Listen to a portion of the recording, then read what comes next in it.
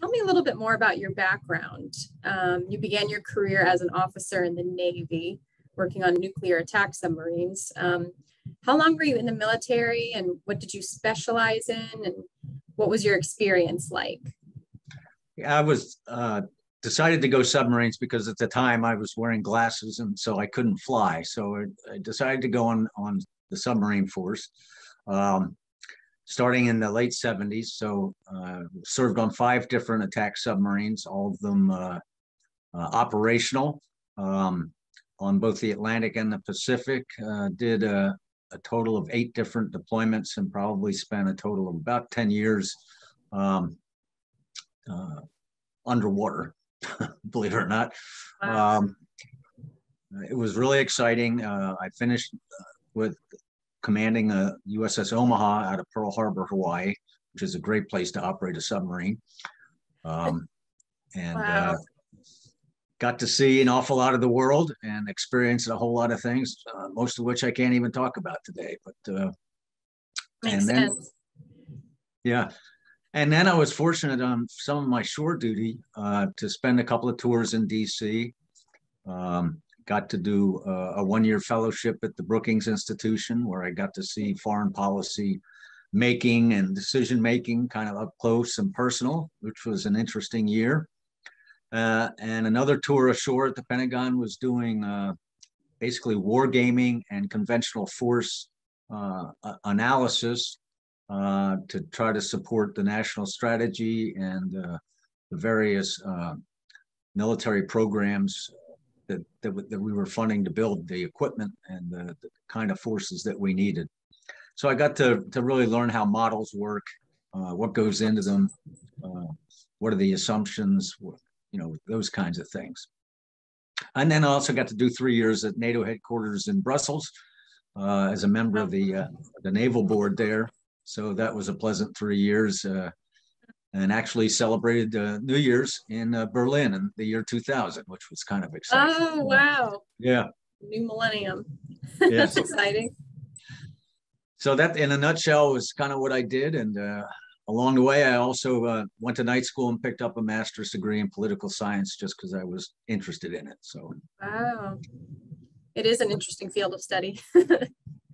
Particularly when you're going to school in DC, because we had a lot of staff, congressional staff that were also in the class with me. So it was fun. Definitely. Yeah. What did you learn from the military that subsequently helps you in the climate change, global warming debate? Part of being on a submarine where you're going to sea in a pretty hostile environment up against various enemies is you really learn to take nothing for granted, to make no assumptions unless you really get at the truth and the facts of the matter on your own. You just tend to be very, I hate to use the word skeptical, but you're very aware of what you know and what you don't know. And you realize that you have to learn how to handle a certain level of uncertainty, even as you're trying to make decisions and do things. I think that kind of healthy approach to thinking things through is the biggest takeaway from all those years on the submarines. That makes sense. And then following your military service, you were then the CEO of a company called Unmanned Ocean Vehicles. Can you tell me a little bit more about what is an unmanned ocean vehicle? Yeah, I coined that little phrase because it's kind of like UAVs. Everybody knows what an unmanned aerial vehicle is. Well, it's the same concept, only an ocean-going vehicle. In other words, a surface. Think of a small unmanned autonomous robotic boat that can go out and do oceanographic research or can do military surveillance missions and things like that. So we started the company in around 2005, actually built a fully operational 20-foot engineering development model. The vehicles themselves were energy scavenging vehicles. So it was all what we would today call all renewable energy. It was wind, solar, motion, and wave energy. It was primary power source was a rigid wing sail. So it was literally a high-tech sailboat, a lot of solar panels, a lot of storage batteries on board, and then a DC motor that was also a generator. So when it was when it was sailing by wind power, it would drag the propeller. The propeller would generate electricity through the generator to keep the batteries charged.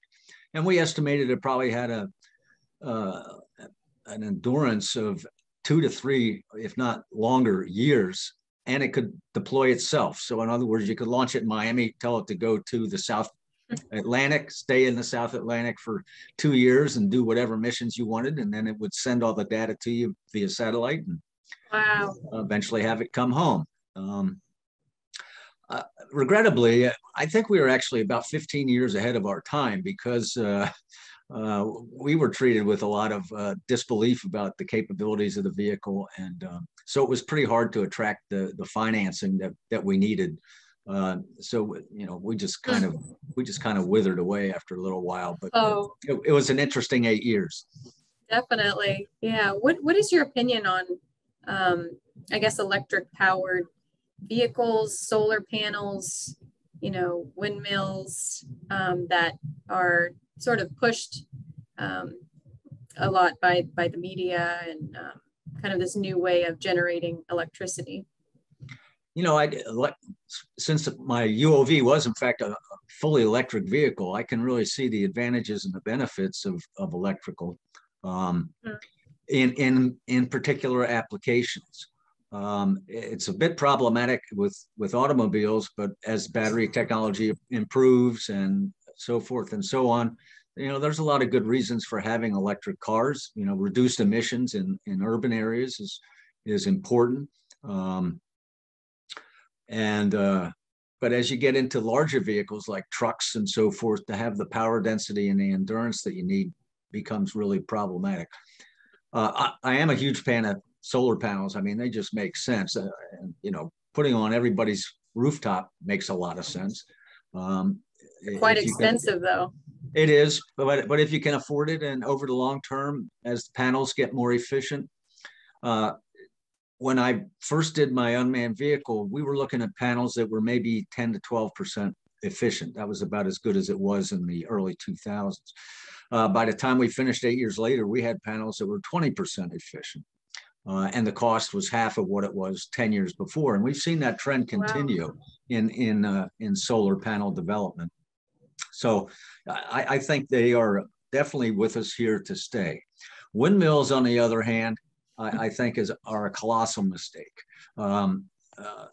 They're noisy.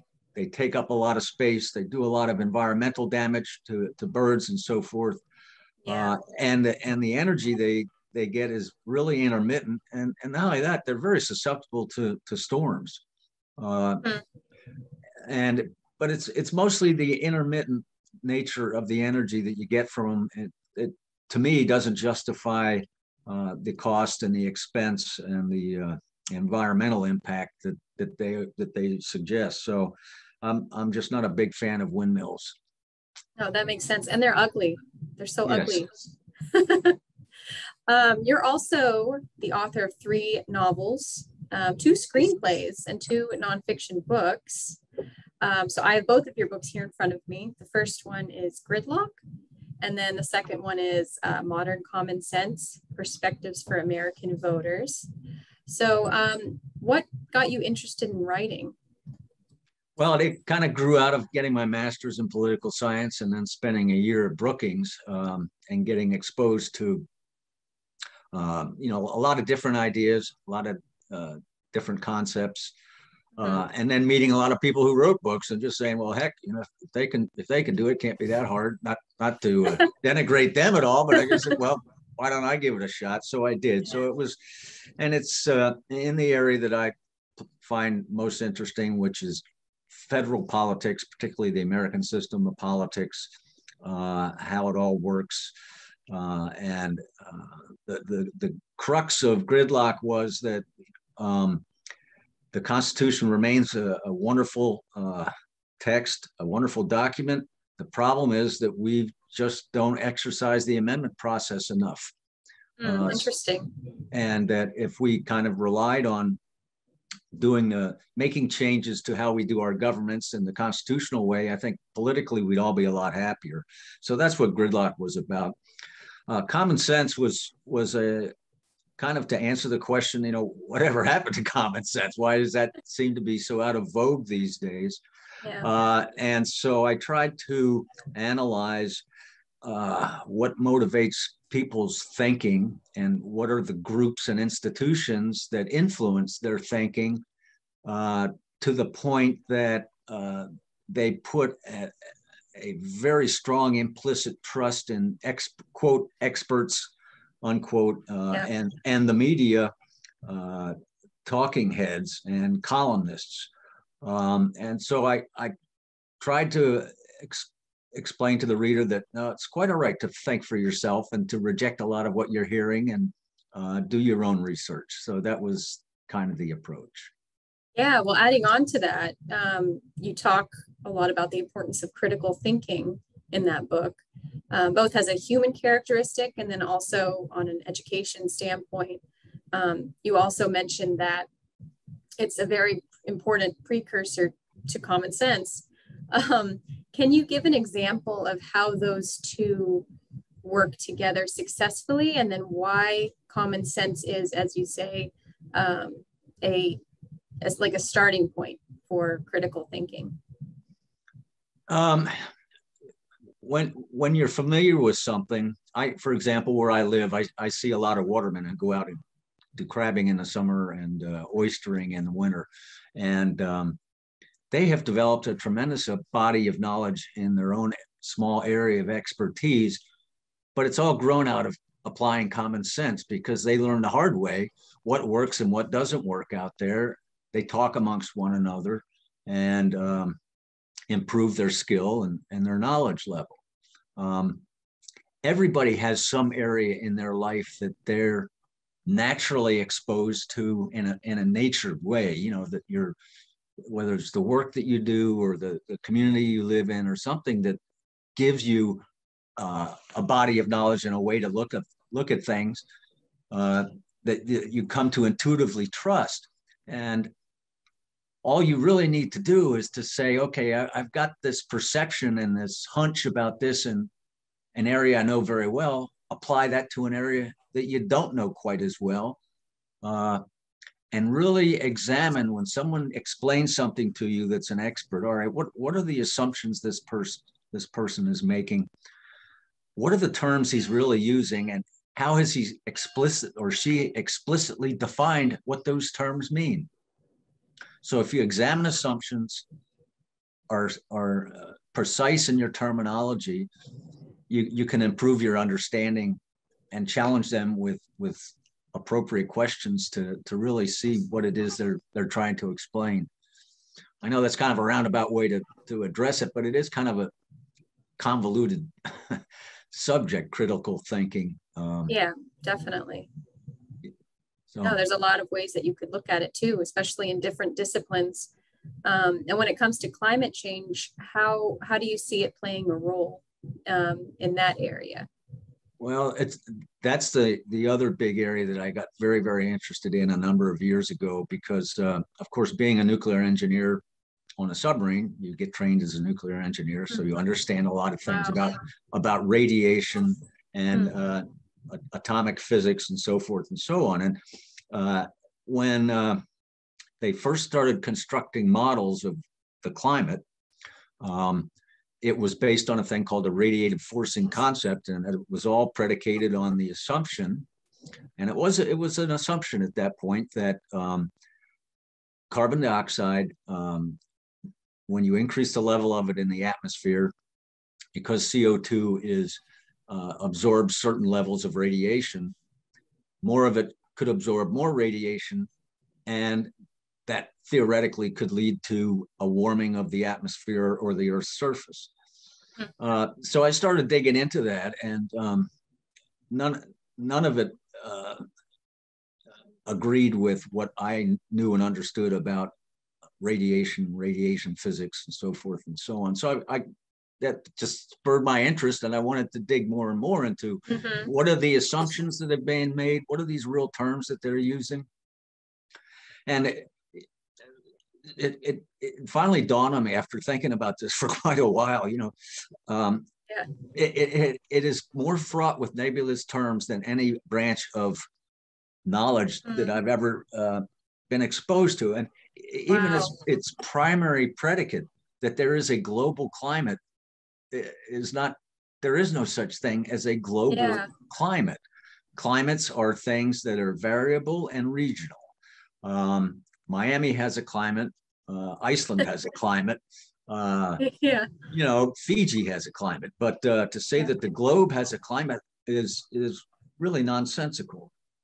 And to say that one single variable, one gas, could cause all of the changes that the models are predicting, that didn't make any sense either. So, I've just been digging into it more and more, and I've come to the realization that, we have an expression when you study math and science, it's called a gross conceptual error. Every once in a while, you'll do something and write an answer on a test, and the professor will say, he'll put GCE across your paper and say, you have a gross conceptual error. I think the climate models today are based on a gross conceptual error, and therefore to rely on their predictions is an act of folly. Yeah, no, that's a great point. And then in terms of critical thinking, although it's important, it does allow for individuals to reach different outcomes and conclusions. And then when it does come to the global warming, climate change debate, how do you know what the truth is? Well, that's the crux of the issue too. Is we don't. We are literally without a basis for testing the various hypotheses that have been suggested. And of course, experimentation to test a hypothesis is critical to having a level of assurance that your hypothesis is correct. Well, unfortunately, in climate science, we don't have that. All we can actively do is just live in the environment and the seasonal variations that we're dealing with today, and learn to adapt if we have to, and try to be smart about how we're adapting and how we're using the resources that we currently have without embarking on a quest to somehow remake an environment that is beyond our control. Yeah, no, that's a great point. I think it's so important to be open and, like you said, adaptable. And that's such I feel like a quality that you probably possess from being in the military. You have to be ready, you have to be adaptable, and you have to be, everyone in the military, you're around a lot of different people and a lot of different opinions, but you're at the same time, you're all one team, and it really is about respect. So it's just unfortunate that there are a lot of people that don't listen to each other and don't have the same respect that should be given freely to everyone who is in, especially this climate change arena. So, but in addition, science is not a team sport. It's you're not vying against one another in any kind of way. Getting at the facts and the truth and understanding things is really what all scientists and all engineers, and basically an engineer is just somebody who takes all the good science and knows how to apply it. So they're on the same team too. The world is just so complex. So many areas are so. I mean, take human bodies, take the economy, take society. Just very complex organisms that, frankly, is nearly impossible to model, predict any of it. The best you can do is try to gain a comprehension and try to, examine the complexity and have the complexity inform your comprehension of how chaotic systems work. I mean, that's really, I think, the best that you can do. Mm-hmm. No, definitely. And you explain a lot of these concepts in your YouTube videos. So you have quite a few, or not quite a few, but there are a few, which I'll link in the description box. One of which discusses in detail the functioning of models in particular, and then the start of the IPCC in 1988, who began creating these research reports based on models, which are a huge part of the climate debate as well. Can you explain what specifically goes into creating a model?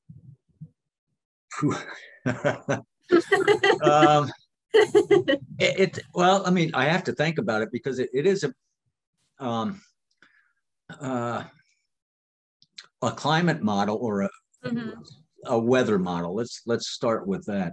Of course, you've got the Earth's surface. You've got the atmosphere, and then you have outer space. So those are kind of like the three regions that are part of your model.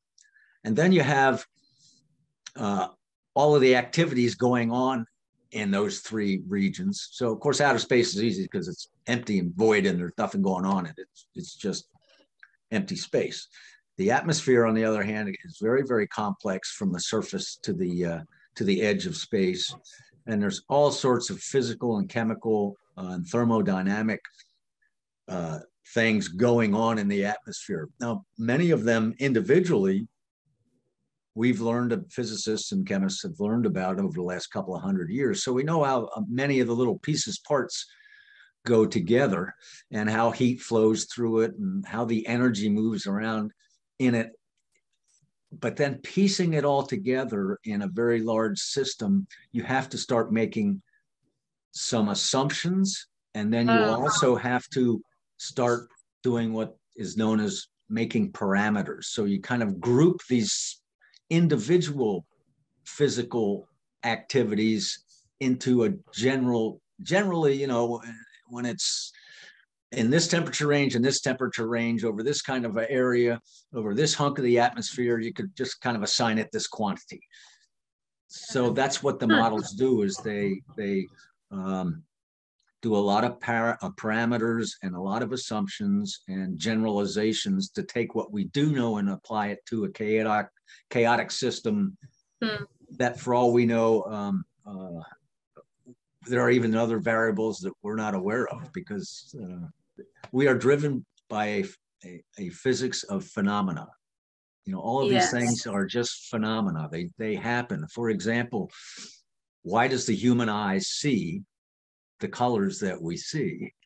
It's a phenomenon. It's because our bodies have cells with the right kind of molecules in them that certain energy levels of radiation can interact with.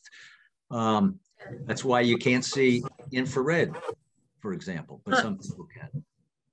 So some people can. Nobody can see infrared, but bees, for example, can see ultraviolet, which is kind of interesting. That is interesting. So it's all these various aspects that the models are trying to attract or to model, and it's really challenging. Yeah, interesting. And you also say they're unreliable because they're incapable of replicating uncertainty, unpredictability, and complexity. Is this because of their simplicity, and could there be a fix to that? I honestly don't believe so. It is just too much of an open, climate, the drivers for climate. It's such a large open system with so many variables. No, I just don't see it. You know, it would be like here's a comparison. We're going to we want to solve all of society's problems, all right? So we are going to establish an international panel on societal change. So instead of the IPCC that's doing climate, we're going to get all the best experts, sociologists around the world to meet every 5 years and to say, okay, what makes society tick? And what are we going to do to adapt society to new changes? And expect that their model of society and sociology would be able to accurately model human behavior across the globe. That's so broad. It can't be done. Yeah. No, that makes sense. Are models even necessary to explain the effects of CO2 and climate? I ask this because it seems like they make a very complex topic simplified, which is a positive for individuals who don't necessarily have a science background and who are looking to comprehend the information. But isn't that part of their downfall, in the fact that they are a lot of the time inaccurate because of this simplification? I think you're correct. When you go back to the late 60s and early 70s, when the concern started to grow about rising levels of CO2 in the atmosphere, at that point, a couple of oceanographers and weather people and the first panels, the scientific panels that looked into this, came away with the conclusion that humankind is embarking on a geophysical experiment that we've never seen in our lifetimes. So it kind of scared a lot of people, but on the other hand, it also implanted the idea that rising levels of CO2 was to be the only focus and was the proper focus. And so when you make an assumption like that there is this one variable that some people feel, applying their common sense perhaps, that it would ultimately lead to damaging consequences, everybody kind of marches down that road. Interestingly, in doing the videos that I've tried to do is to address how CO2 plays a role in this in a simple way and in a way that I can explain it to an 8th grader. And that's trying to explain climate science on a level that it would make, not necessarily make sense, but be understandable to an 8th grader means you really have to dig into the assumptions and dynamics that the modelers are saying they're incorporating to really understand them. And the more you do that, the more you, at least I came away with the feeling that everybody that does this likes to say that they understand what's going on, but the fact of the matter is they're probably as perplexed as the 8th graders I'm trying to inform. Yeah.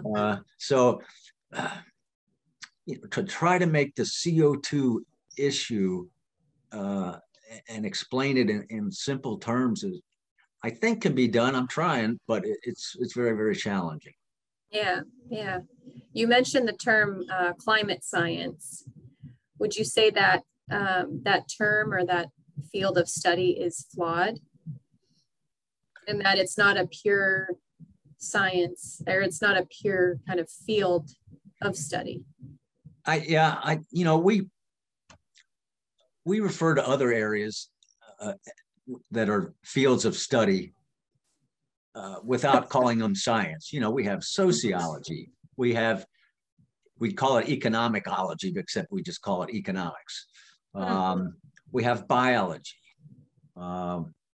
There's terms for the study of clouds, which I can't remember right now. The study of rain has its own ology. And, you even get into levels of medicine that all have their different ologies.